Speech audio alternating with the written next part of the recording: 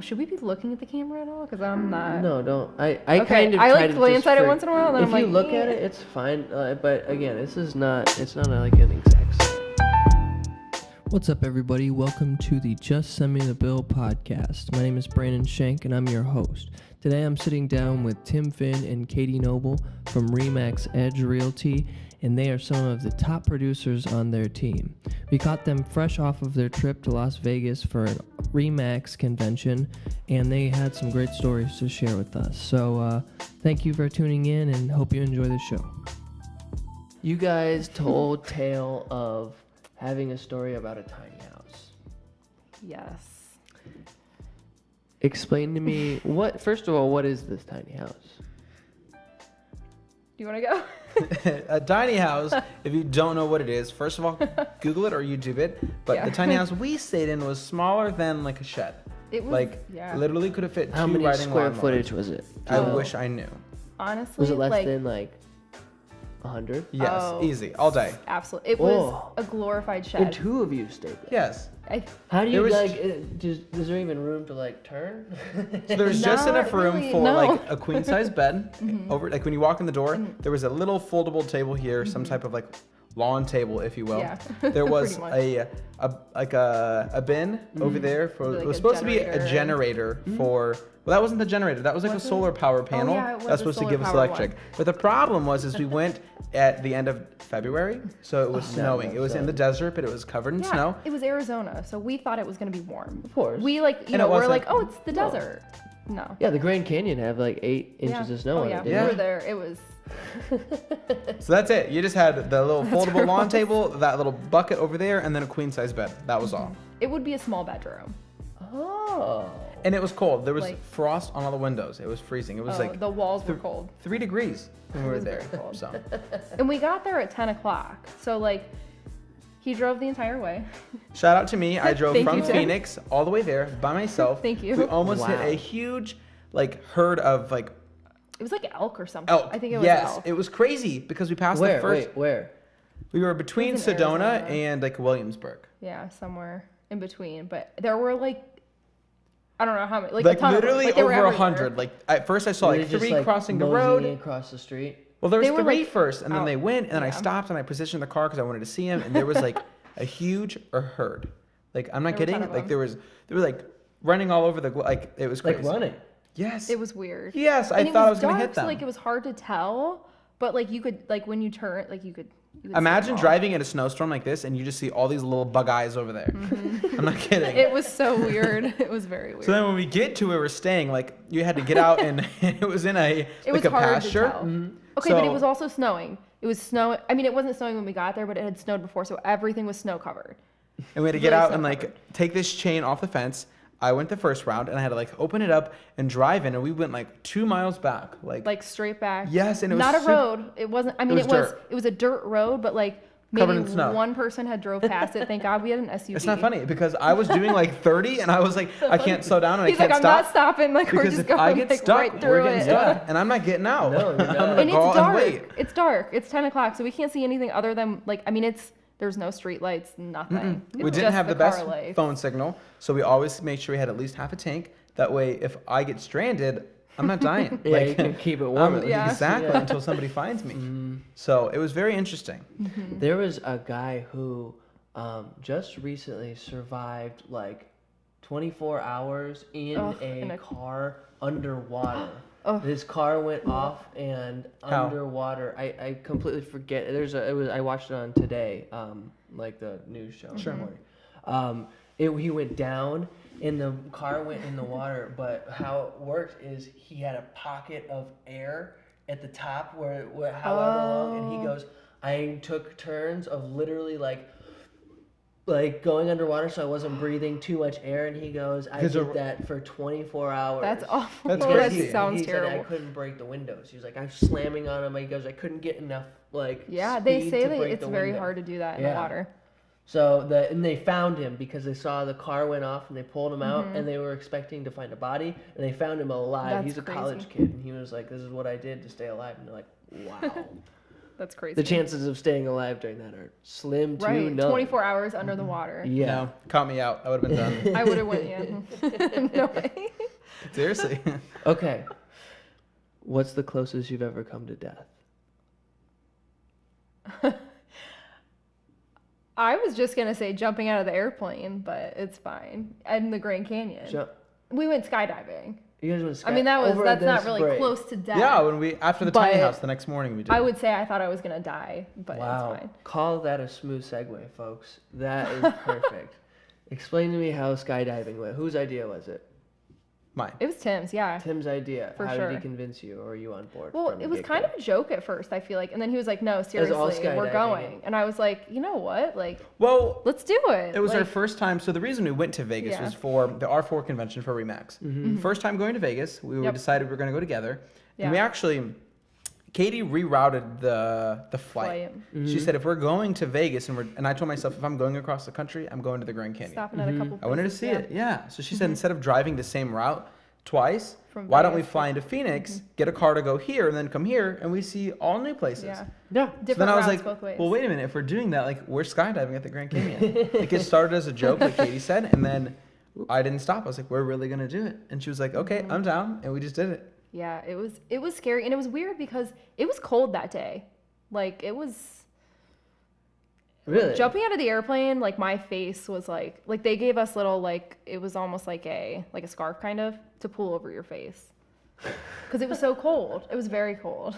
I mean, we landed in 2 feet of snow.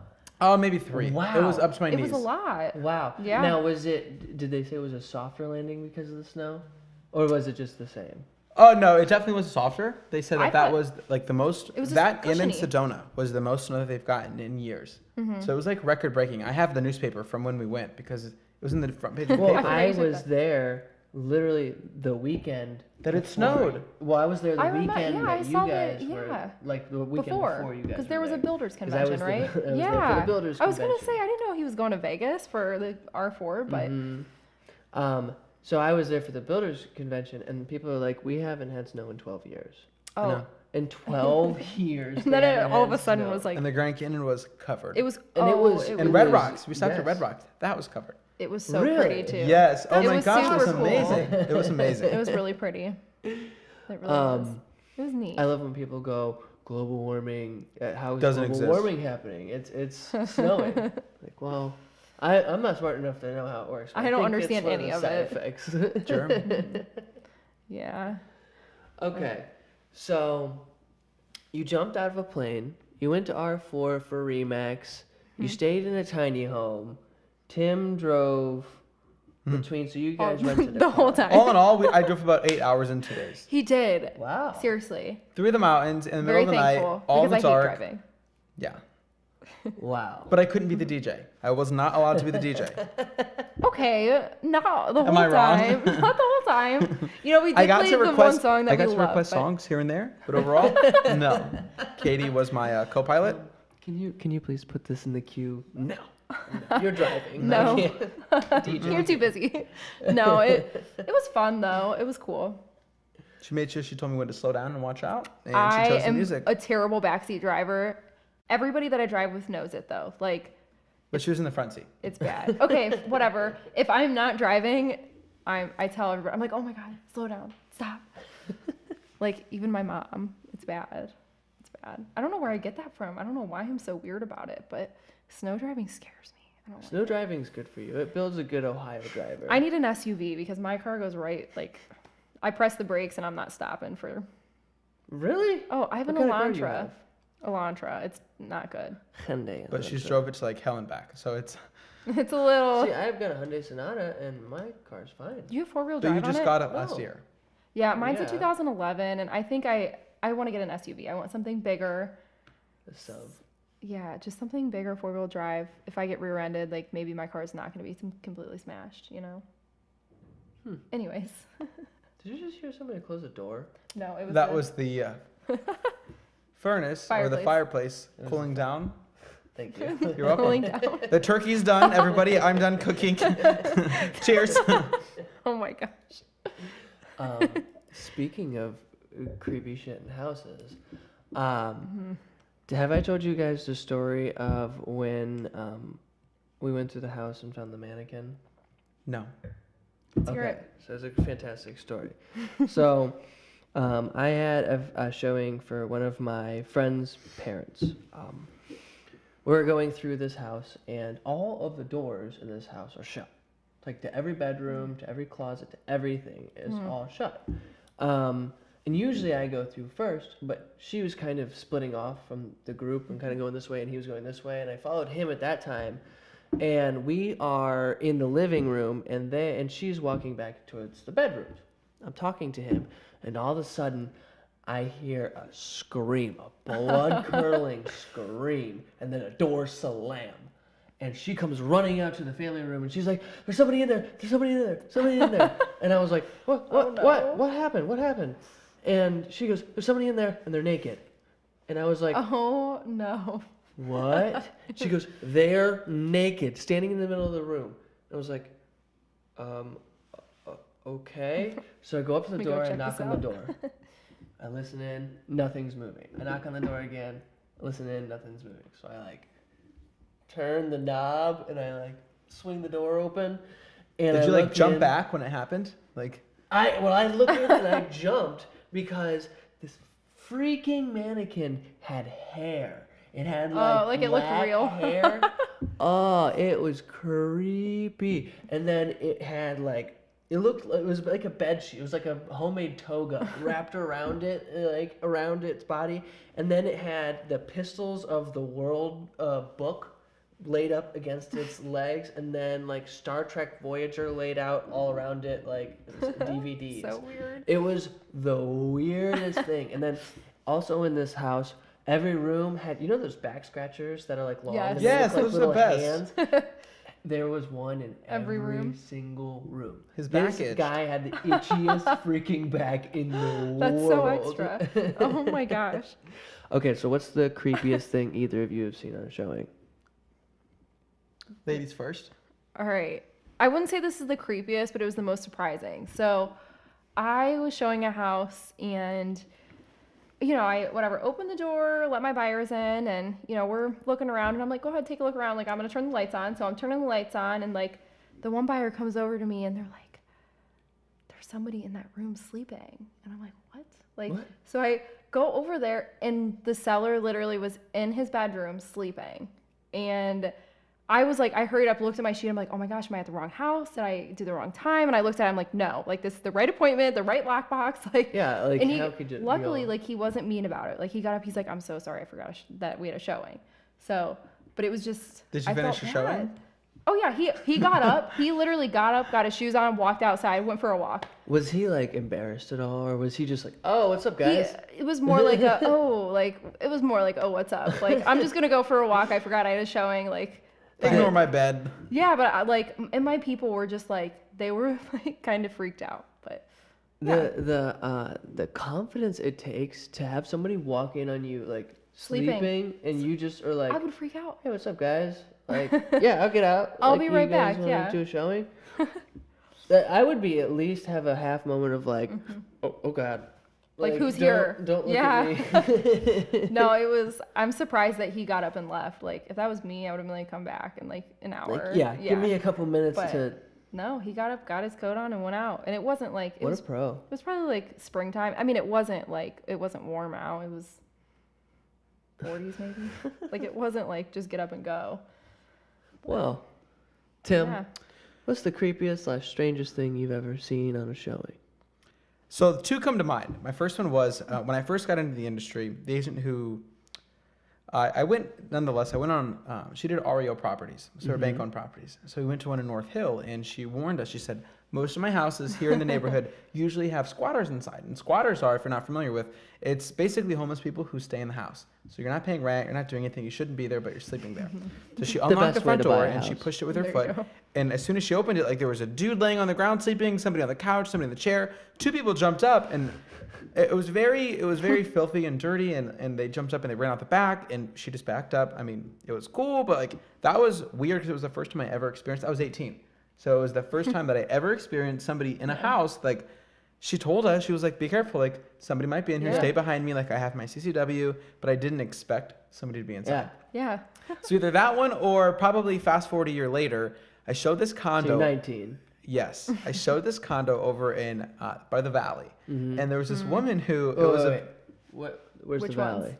the valley is in Akron, so it's you know what the valley is? How do you describe it? Well, you describe it. So it's your between story. like West Akron and it's between Cuyahoga Falls, but it's literally like a valley that goes down and like when you get to think of it as a T. So when you get to the bottom, it branches off and Yeah. it takes you in different directions. All right, So I was resume. showing a condo over in the valley, and we're going through and we're seeing it, beautiful condo, and we get to the kitchen, and the woman was a bodybuilder, but she also like modeled, and she had like photos like literally half naked, like hands over her areas, and it was very uncomfortable because they were propped up like on the countertop, and I thought to myself, For us to my see. client was like, she's like, Tim, like, should have been seeing these? And I was like, I don't feel comfortable moving them. I don't want her to think like we're looking at them. Like, just ignore them. Like, don't look at them. But she, some pictures, she was literally half naked. You could like, it was very uncomfortable because like we just didn't know what to do. We didn't want her to think Well, we were I mean, going out of our way to see That also them. means she's half clothed. Sure. There you go. Well, no, because in one of them she didn't full have clothes. situation. She had her leg positioned away that you couldn't see, like her butterfly, whatever you want to call my it. And then she had her hands up, so it was super awkward. I wasn't sure what to do, but like those are the first two that came to mind when you asked what Now- are the craziest things. Did you think she left them for you? I made sure that I left a card, if that's what you're asking. You're just gonna text and it's those pictures in the text. Yeah. Okay, guys, we're going to take a quick second to say congratulations to the Remax Edge Realty Debbie Ferrante team. They just did something absolutely astounding. They won #1 team in Ohio for Remax real estate teams, which, if you don't know much about real estate, just know that that's huge, especially in a market as competitive as real estate. So we just wanted to say congratulations to the entire Debbie Ferrante team and Debbie herself. She works out of the Massillon, Canton, Greene, Jackson, all of the above areas, and you can find her at any of the online places. I will actually post her link so you guys can see it. All right, let's get back to the show. So everybody, welcome back from the break. We have a very don't be important question for Tim. He's upset with Katie, and we are trying to get to the bottom of why. And if, in fact, she is a terrible person, we will get to the bottom of all of these questions. Tim, what is your gripes with Katie? All right, let's Okay, hear so it. at the end of this, make sure that you leave your comments. Let Brenham know what your feedback is. But my the reason that I'm gosh. upset is because she does not like peanut butter M&Ms. Those are my favorite, and she doesn't like them, and I don't understand. My Peanut son doesn't M&Ms. like them either. Peanut M&Ms. Yes, it's like Katie- people. Listen, everybody that's watching, Brandon, if you don't like dogs, we judge you. We judge I you. like dogs. I know. Listen, I No, just you got don't. a cat this year. Listen, I was a cat hater for the longest time. Ask had any a of my cat. friends. She is a hater. Literally, they will all be like, I had a She girl should cat not get a named cat. Fred. I had cats growing up, and then like all of a sudden, I got a dog, and she was the sweetest thing ever. Loved her. My Rest in favorite. peace.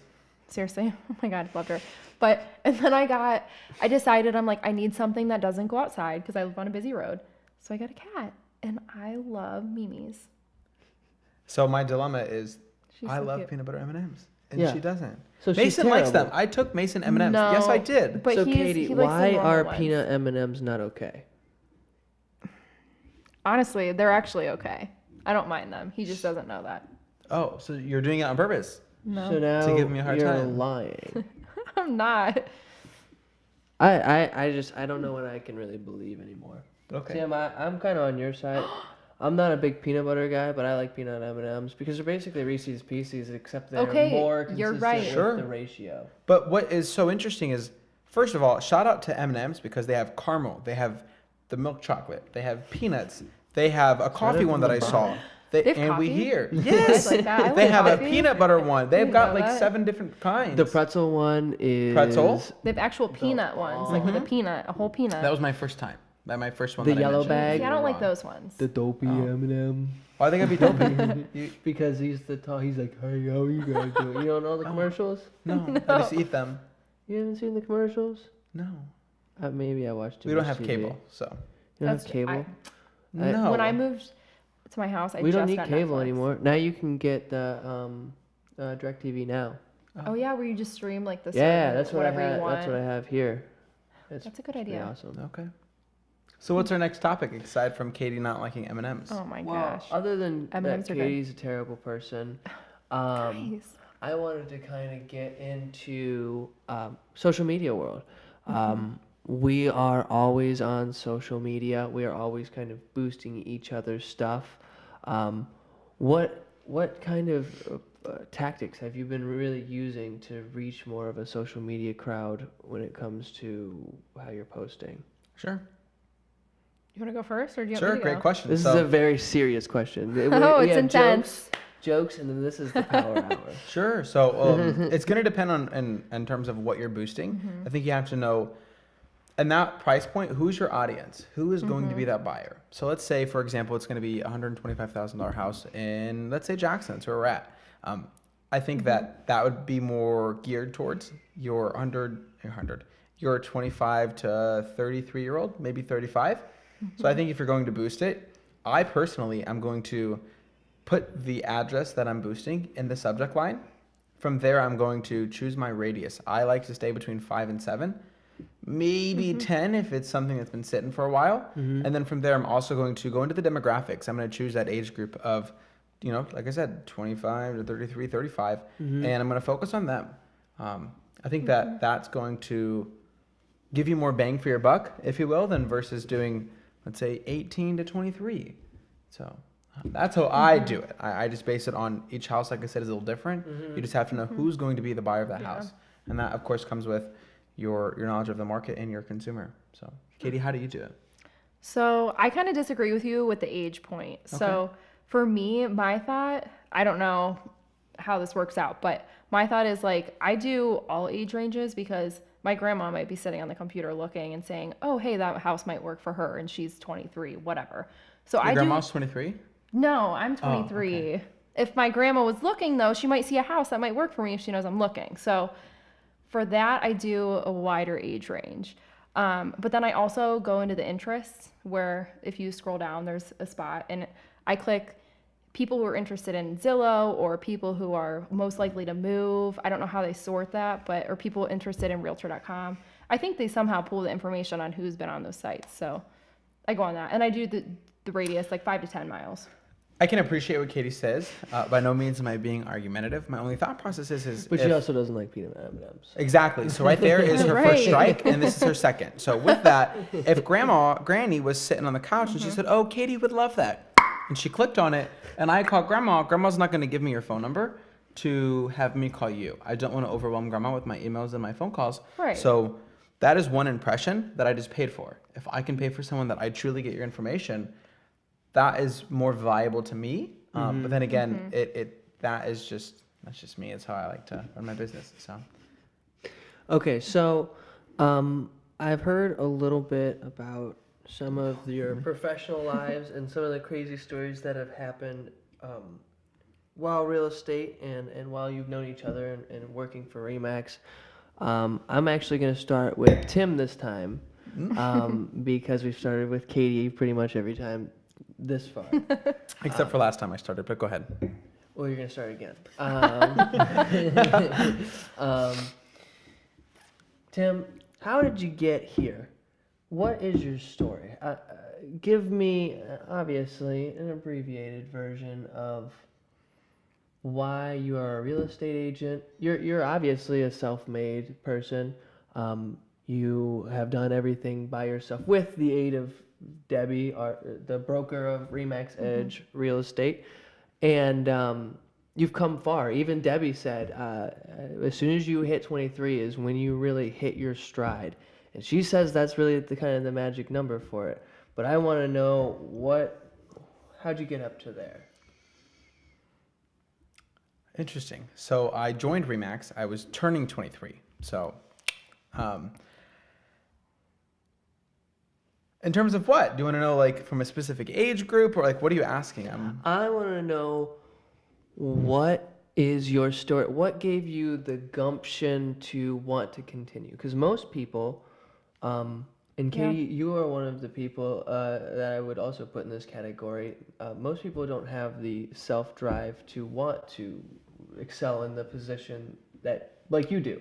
Yeah, like they say real estate agents in the first 3 years, it weeds out. Like if you're if you make it past 3 years, you're good to go. If you don't, you're one of those people who have been weeded out kind of thing, where you've given up. You're not trying, like not necessarily not trying, but you're not driven to be successful in the business. And it takes a specific sect of experiences in your life that can help build you or break you. And I'm asking, what experiences led you to want to keep growing and driving yourself as a real estate agent and not just settle for taking cold calls and working in the office, which is what you started doing, which you've grown immensely since then. Thank you for that. So I'm not sure what you're looking for, so I'm just going to throw it out. I come from a unique background. I'm one of 9 siblings. So growing up, I was always told that I couldn't have this for this reason, or we couldn't afford this for this, and we were poor is what I was told. So I realized at a young age, the first job that I had, I helped my father. I was 7 years old, and he had his own painting business. So I would go after school, and I'd help him, and I'd pick up trash.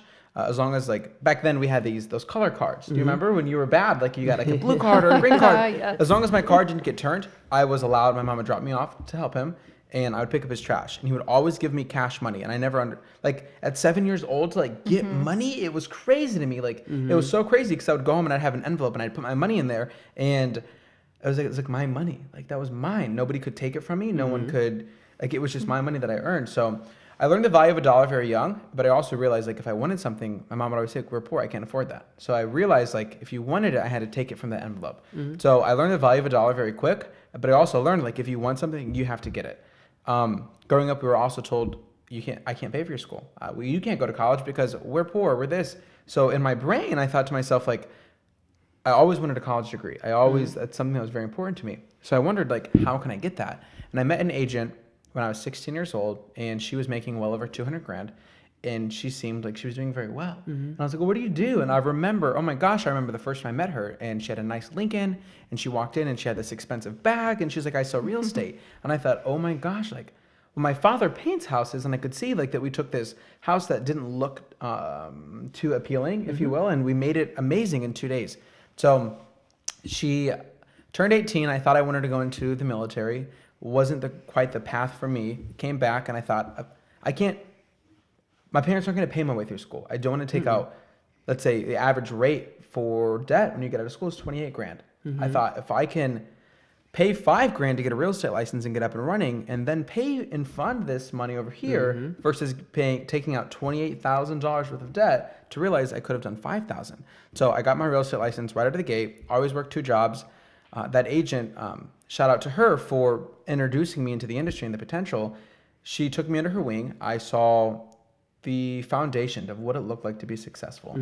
From there, I was very blessed to then segue into another agent who did REO properties. From there, I went to one of the top 3 in the county that we're sitting in. I learned inside sales, and I learned what it looked like to just really be successful. And I got a taste of like,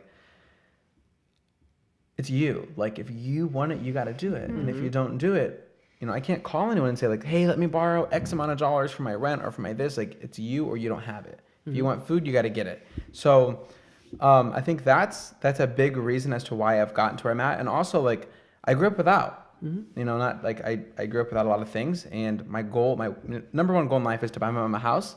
And I think that real estate is something that I saw, like Donald Trump and just individuals in general. This country has built more millionaires based off of real estate than anywhere else. So by no means am I saying I'm in the industry to make $1 million, but I'm here because the potential is here. Yeah, and you can do it. There's no cap as to if you're in a corporate job, if your salary is 50 grand, you might get a bonus for 5 grand, but that's it. You're making 55 grand. That's it. Versus how hard do you want to work? What do you want? Because you can go for that. Reach for the moon, and then if you want a little more, you can go a little more to step on a ladder. Even that agent, so I'm not naming any names, but the agent who introduced me to the industry and got me in last year, she made a little over $430,000. And it's wild to me to realize that one individual with an assistant and one under, like, it's just crazy. So that's Yeah. a little bit about where I come from. I came from without, and I realized like you have to do it yourself. So I thought, what can I do to get it myself? And real estate was my answer. So, and Katie, I will ask you these same questions. So Okay. have your answers Oh, I at got the it ready. Tim, you have to be quick on your feet with this one. This is basically an existential crisis Sure. here. While growing up, did you feel poor, and were you happy while growing up? Ooh, you dig me deep. Growing up, I did feel poor. Was it one of those things that you were slapped with early, that it was blatantly obvious? It was. So Brandon, I'm gonna ask you these questions. My father messed around with other women. So my mom was a single mom. She worked 2 and sometimes 3 jobs. And we went to different babysitters' houses who would watch us. So I felt like I was always in somebody else's hands. And I didn't know where me and my siblings belonged. I wasn't quite sure what that looked like. Yeah. My mom, for a while, went through a really hard time, and I know what it's like to have your electric shut off and your water shut off, and go without food for a little bit. And I did feel poor, because I know one thing we always had was love. My mom made sure that we knew, like, I love you and I'll do whatever it takes for you. But growing up, yeah, we did feel it. I felt it, is what I should say. I can't speak for my siblings, but I felt it. And then your question after that was, what was your second part? Did you feel happy? No. So growing up, I wasn't quite sure what happiness was. I was raised on tough love and love hurts. Those are the 2 things I felt like my parents always said to me. So I didn't understand. Because, like, why does love have to hurt? Why was love tough? I didn't get that until I was 21 years old. Seriously. I had an ex who, that was my story, was love hurts and tough love. And after her and I had split, I looked in the mirror and I thought to myself, love doesn't have to hurt. Like, love is not tough. So growing up, if you don't even feel love, how can you feel happiness?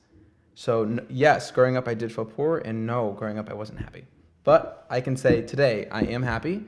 I do feel love, and I did it by myself. Like my mama, shout out to my mama. She gave me like my core values and who I am, my foundation. But aside from that, like, I did it all by myself.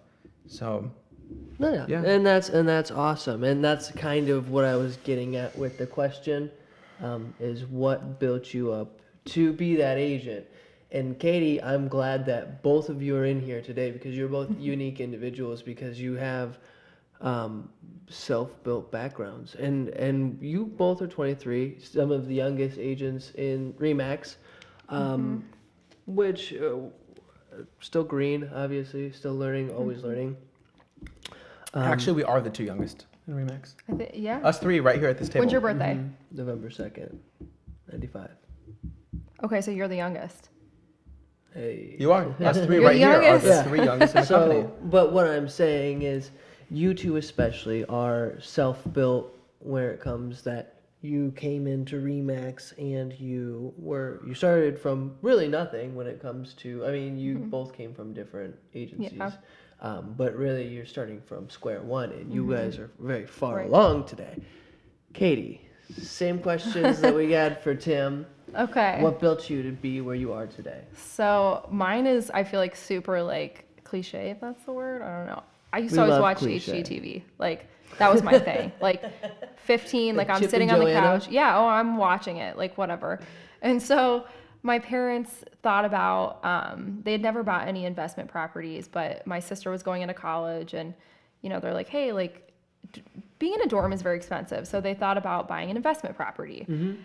And I was like, oh, that'd be cool. So, like, I was on Zillow, don't ever look on Zillow, by the way. I don't know why I was on it, but I was on Zillow. So I was looking, and I found this place, and, they went and looked at it, and they told me, they were like, hey, like, we got this place. So they ended up buying a property that, like, I was so excited about. We were looking online and stuff, so it was cool. And then a year into college, my mom was like, you should really get your real estate license. you love it. You love watching HGTV, whatever. I was in college. I know. It's not anything like HGTV, by the way, but I loved it. I loved real estate. I loved all that stuff. So, yeah, my mom was like, you should do it. And they, very generous of them. They had saved up a little bit of money for me for college. So, she said, hey, just take the money from that we had saved for you for college, which I was in college at the time. And they said, just put it towards your real estate license. So I went and I was taking my classes. I wasn't really not that I wasn't serious about it, but I didn't know how much I wasn't really that serious, I guess. I wasn't. And halfway through, I found out that I was pregnant. And I was like, okay, I need to figure out what I'm doing with my life. This is, I'm 18. So I finished up my real estate license, got my real estate license, and I sold my uncle 2 investment properties my first year in real estate. So, nothing, pretty much nothing, $39,000 house. And I think the other one was maybe 60. But I was also in college at the time. So I really tried to finish college. So I finished that. And then, and what was your major? My major was sales management. Okay. Yeah. Did you have a minor? No, okay. No minor. Just I majored in sales management. I really liked it. I enjoyed it. Where did you go to college? University of Akron. Oh. Yes. Crackrin. Yep. Hey, I liked Kent it there. State, so, no. Oh my gosh. I loved Akron. I loved Akron. Everybody dogs it, but I loved it. So, no, I really liked it there. But, so my second year that I had my real estate license, I was still in college too, full time that whole year. And I decided instead of working a part-time job too, I was just going to do real estate. I worked for another agent during that time, kind of taking leads from them. And then I decided to go on my own. And towards the end of the year, I was like, I'm going to interview at a couple places. This is too unsteady. I don't know. I love it, but it's so unsteady. I seriously butchered 3 interviews so bad. No, I remember you reaching out and telling me about it. Oh, no, you're going to die. The one, I was sitting there. Where did you interview? Oh, okay, so I interviewed at GMS, which is it's like a payroll management service company, I think. Gosh, I forget what the I did talk with Smuckers at a career fair one time, and I was like, oh, I got this. And I blacked when I stood there in front of the lady. I'm like, oh my God, I butchered that. And it's hard to get in there. Yeah. It's very hard. And then there was another real estate company that I interviewed 3 times for to get a marketing position. So during the one interview, I was they asked me what my hobbies were. So here I am, a 19-year-old. I have a baby. I'm in college, full time. And then I was doing real estate and I don't have time for anything. I don't have any, so I'm sitting there. I was like, oh my God. I was like, what are my hobbies? So I was like, this is what I fucking said. I said, I love a good Lifetime movie. I said that. And after I said that, I was like, dude, I don't even know what else to say. Your hobby is watching TV. And I worked there. Yeah, Tim worked there. And Tim was like, you got it. Fist bumped me when I walked in for the interview. And I was like, oh, I seriously walked out of there and I was like, oh, shit. I walked her outside and she told me, she's like, I just botched that. I told them and she told me and I was like, dude, what? I'm like, I was so honest though. At that time, it was Lifetime movie. I have time on my own. This is what I'm doing. I'm judging you more, not that you bombed that, but that you watch Lifetime movies. No, they're so great. I love them. Terrible. No, they're good. You can learn some life lessons out of Lifetime movies. Yeah. No, but I seriously though, I knew it, and then they had I checked in. I was like, hey, just wanted to see whatever, And they were like, we decided to go a different route. They hadn't hired anyone else yet. I'm like, okay, I just sucked. They're anyway, we don't want a Lifetime movie. Yeah. So after that, I was like, I am meant to be in the real estate world. I have to be selling real estate. So I sold real estate for a little bit. On my own, and then I went to New Zealand and blew all my money, and I was like, oh my God, I need to get my life what together. did you do in New Zealand? I went on a trip with the University of Akron. This was after I graduated, but a group of friends, we all went for the World Masters Games. So it's kind of like the Olympics, but for older people, I believe it is. So it was cool. There was a 100-year-old lady that was doing a track event. It was really cool. Yeah, that's awesome. So we went to help out with that, but anyways, I went to New Zealand and I was like, you know what, screw it. I bungee jumped there. That was one of the things that I was like, Wait, what was more terrifying, skydiving or bungee jumping? bungee jumping.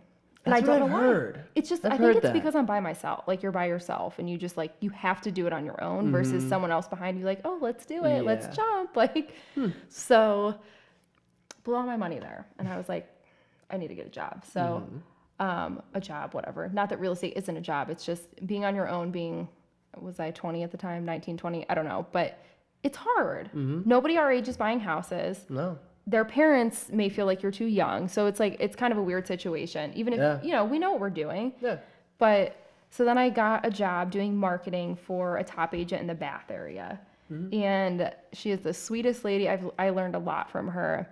But I think I worked there for 4 months and I was like, I can't do this. Like, I am not meant to sit in an office from 9 to 5. Like, I want to go work with people. And so I went to outside sales from there, jumped around a couple different times, and then I found Debbie and Tony and joined their team. And I love it here. I love it here. Now, how did you find Debbie and Tony? Tim? Tim literally, Brought you into the fold? he would be like, you should call Debbie. You should call, like, seriously, he would joke around. Doing the Tim. We call it doing the Tim. Where he just keeps calling. Oh, I'm sorry, we got disconnected. And then click, hey, I think we got disconnected again. I'm just going to keep leaving you voicemails. Yeah. But in that time frame, I was already here. So Katie and I were friends. We've been friends since we were, before I was had 18. Before I had Mason. We were 18. Yeah, How did you guys young. meet?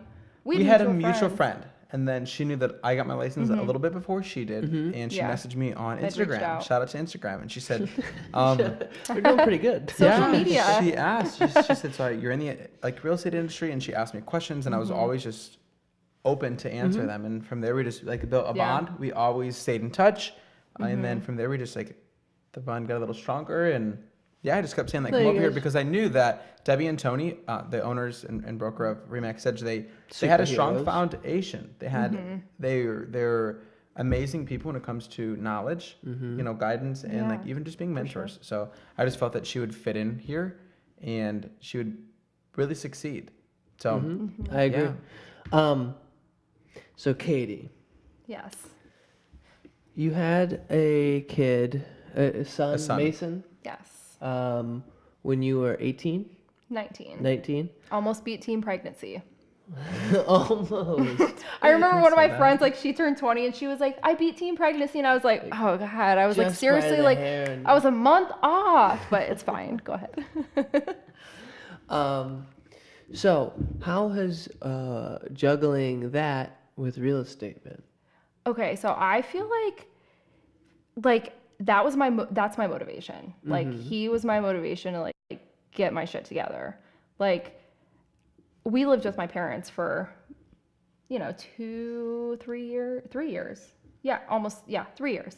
So he was my motivation. I wanted to get him a bedroom. I wanted him to have his own room. I wanted him to have our house, not my grandma, his grandma and grandpa's house. So you don't want to live in a basement. Yeah, no, for sure. So he was really my motivation to get my life together. Not necessarily get my life together, but Really? Yeah. See, and that's kind of, again, why I'm happy that I got both of you here, is you both have an interesting background that's a little bit different than everybody's average path. So I kind of wanted to hear some of those background stories and get some people to hear them, because I think that you are interesting people when you hear not just the business side of things, although you are both excellent business people. So we're rolling into the end of the podcast here. I don't even know what time it is. It is 9:45, so we've been rolling for a little bit now. I will put all of this stuff together. We'll post it up to YouTube. You guys can look out for it, although you're probably watching it now. But every Sunday, 2 to 4 is when I'm releasing my podcast. These two are the very first flagship. I hope you enjoyed it. It was a lot of fun. I think we got a little bit of funny, a little bit of actual history about YouTube. And good stuff. So Katie, now we'll do ladies first. Katie, Do you have like a Facebook or Twitter or anything that you would like to put out there? I'm going to throw you a curveball before we Okay. wrap it up Go and ahead. give our how to get in touch with us, our social medias, Okay. where to find us. If this was the last podcast you gave, if this was the last time that someone saw your stuff, what is one nugget? I call them gold nuggets, a piece of advice, a piece of knowledge. What is something that each of us would leave to the people who see this video if this is the last thing that we had to give? So, Brandon, we're going to flip this and start with you because you're the podcast host. But I think I'm Does going this to have to do with anything real with estate? life. Anything. Because I think from here, sure, Ooh, we brought it back to real estate, but we also, you asked some deep questions as to why we do what we do and why we put in well over 40 hours a week. For sure. So if this was it, if this is all you get to see about who us three are, what advice would you give them? So That's a good question.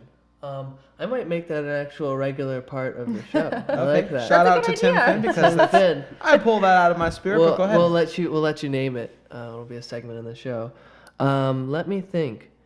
I know that's a hard one. I'm like, I want to go first, so but no while one we do steals that, mine. do you know what it is? Go ahead. Yeah. I heard a great piece of advice from a guy, Aaron Walker is his name, excuse me. And he said, thank people that are working around you because people don't hear it enough. So he gave an example about how he gave an attendant at the Nashville, Tennessee airport $20 just and said, thank you for keeping this airport clean or this bathroom clean. I know it's a hard job and I thank God that I don't have to do it, but you do it and that's amazing. Thank you. And it was one of those things that's like, you always forget about the people that do the shit job sometimes, and every now and then you need to throw them a thanks when you can. I don't know, I just thought that was a good piece of advice. Yeah. What about you, Tim? Mine would be, I asked the question only because it came Buy to my low, mind, sell high. but I didn't think of the answer. So I think mine would be, probably two. That's cheating. I'm gonna do two. Stay true to who you are. Stay true to what you know and who you are. So cliche. It is cliche. It is cliche, but so being young and in the industry, I always felt as if, like Katie said earlier, the parents felt we were too young. So I felt like I always had to be older than where I was and be more mature than where I was and be something I wasn't because I always heard fake it till you make it. So I think honestly, truly is to be true to who you are, but also, you're going to say it's cliche again, but keep going. You know, like Katie and I, we've been in since we were 18, so going Just on keep 5 years. building. Last year, we sold each over $4 million worth of real estate. Once again, shout out to our broker owner because without them and our foundation, we don't know where we'd be. But stay true to you and just keep going because there is light at the end of the tunnel and you can create anything you want. If it's not there, no, because someone's done it. So look for someone who's done it, study where they're at, and go for it. So those are my two. Katie, what's yours? Mine would be just, I don't think people realize going out of high school, you think you got to get that 4-year degree, you know, get that bachelor's degree, go get that 9 to 5, get that salary, you know, whatever, 50 grand a year. But like,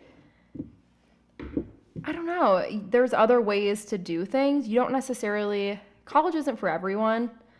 The harder you work, the more money you're going to make. And the harder you work at something that you like, if you love what you do, You'll never work a day in it your doesn't life. feel like work. Like today I flipping work, like it was like, it was 7 o'clock and like, And you don't have to go. someone was like, are and you still working? I'm like, you don't have to go yeah, I sit guess I in a am. place and do you a thing. don't. And you know what? You know, like, you know this. I last week sat on my couch and I worked from my couch. I did. And I watched Gossip Girl in the background. But also, And that's why I love what I do because, you know, I did have showings in between that. But hey, I was sitting there, I was calling people, but I had Gossip Girl back there. So I don't know. I love what I do. I love that I make my own schedule. I love working with all the different people that I work with. It's fun. It's not, you don't sit at a desk 9 to 5. So I enjoy what I do. If you like sitting at a desk 9 to 5 though, do your thing. yeah. And you're never too old. You're never too old and you're never too No. young. Do what you want. Right. Can I just Legally, say? you can be too young. Says who? Yeah. Oh my For God. certain things, yeah. Oh Lord. No, seriously though, you're never too young. My dad went back to school when he was 40. Got his law degree. And that was his second degree. Like, shout out When to he him. was 40. Yeah. He I keep likes saying Shout shout out out a Papa lot. Noble. Yeah. Is that? Yeah. Jack. It is, yes. Mason calls him Papa. Papa Noble. But yes, he likes school. Mason. But seriously, you're never too young to do what you want. Or too old. That's what I Yeah. meant. Or young, yes, young or old. But Just stop making yeah. big You're never too excuses. middle to do what you want. Exactly. Let's say mediocre. Let's say mediocre instead of middle. I don't like middle. So, Katie, how can we find you? How can they reach out to you? Yeah, Katie, how can we find you? Go ahead and creep on my Facebook. My business page is Katie Noble Realtor. My Instagram is Katie Noble with 3 L's in the last name. So KATIIENOBLLLE. Might be hard to find. I hope I'm right on that. I actually don't know for sure. I'm going to check. Well, I'm also going to put a printed version on the Okay, we'll podcast, put a so printed you'll see. version because I think that's it. Katie, do you have any listings right now? I do, yes. Do you have any that you So- want to talk about that are really big and important? Yes. So I have a super cute one on Linden. It's in Uniontown area. It's a 5-bedroom, 4-bathroom. It's got a whole kitchen in the basement, full bathroom, living Over an acre. space over an acre. It's super, super cute. If you're looking for, like, if you need an in-law suite, or if you have like an older kid that you want to live, Yeah. you want them to live with you if they're going to be in Yeah. college, anything like that. Walkout basement. It's really cool. Perfect. Yeah, so it's a What's super it listed cute house. at? It's listed at $315. 315. Mm-hmm. All right. Well, people look out for that. I'll also probably put that in there. Tim? Cool. You can find me on Facebook, Tim Finn, Finn. Snapchat, Tim Finn with 3 N's. And then Instagram, you can With do. 4 N's. Yeah, Instagram is Tim Finn with an underscore. So it's TIMFINN underscore. Yeah, find me, add me. Do you have any listings right now? I do. I have 3. One is under contract. We just had our inspections yesterday. Fingers crossed they don't beat us up. Oh, I have it's gonna be 2 great. more. One is in Perry Township. It's at 155.9, 3-bedroom, 1.5 bath. A little outdated, but it has great bones. So It's ready for an update. it sure is, and you have a lot of equity. Plain Township, as you know, is Is it spot. something that you could probably put a little more work in and get some money out of it? 100%. Definitely the comps are there to have more equity, which is awesome for first-time buyers because it's all cosmetic. I actually may have some people for you. Okay, well, I'm gonna hold you give to them a that. message. Bring them through. And then my second one is that's not under contract. Is in Louisville. It's a 3-bedroom with a finished basement, 1 full bathroom. Yes, it's updated. It has neutral Yes. colors throughout. 2-car garage. It sits on a corner lot, so it's a little over like a quarter of an acre. Great house. Super cute. Nice.